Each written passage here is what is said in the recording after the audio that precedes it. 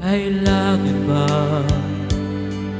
laging hadlang sa tunay na pag-ibig ang ikaw ay mayaman o mahirap?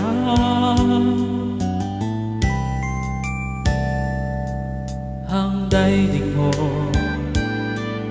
at daigdig ko ay pipilitin kong pagpabuti para sa pag-ibig natin.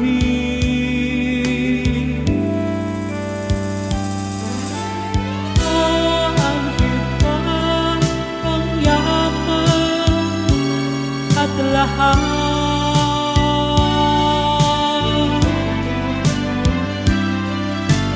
kung wala namang pag-ibig na tapat,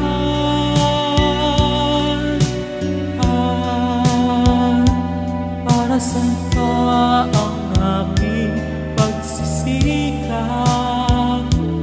kung alam ko di mo ako matatanggap?